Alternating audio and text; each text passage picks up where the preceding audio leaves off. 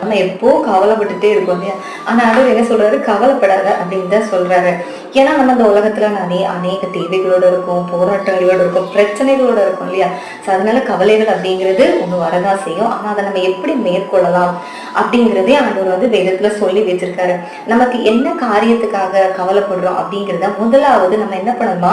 தேவனுக்கு தெரியப்படுத்தணுமா? எப்படி தெரியப்படுத்தணும் அப்படின்னா, நம்ம ஸ்தோத்திரத்தோடு கூடிய ஜபத்தினாலும் வேண்டுதலினாலும் நம்ம ஆண்டவருக்கு தெரியப்படுத்தணும். நம்ம ஸ்தோத்திரம் பண்ணும்போது கிருபை பெருகும். நம்ம ஜபத்துல என்ன வேண்டுதல் நமக்கு வேணும் அப்படிங்கிறத நம்ம ஆண்டவர்கிட்ட சொல்லணும்.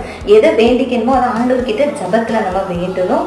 அது மட்டும் இல்ல, நம்ம கவலைகளை அவர்கிட்ட தெரியப்படுத்தணும். ஸோ அப்படி நம்ம தெரியப்படுத்தும் போது இமீடியட்டா ஆண்டவர் நம்ம உள்ளத்துல சமாதானத்தை கொடுக்குறாரு. நம்முடைய விண்ணப்பங்களுக்கும் வேண்டுதல்களுக்கும் ஆண்டவர் என்ன பண்ணாரு? ஏற்ற சமயத்துல பதில் கொடுப்பாரு. சகலவற்றையும் நன்மையாக மாற்றி கொடுப்பாரு. அப்போ நம்ம கவலைப்படக்கூடாது.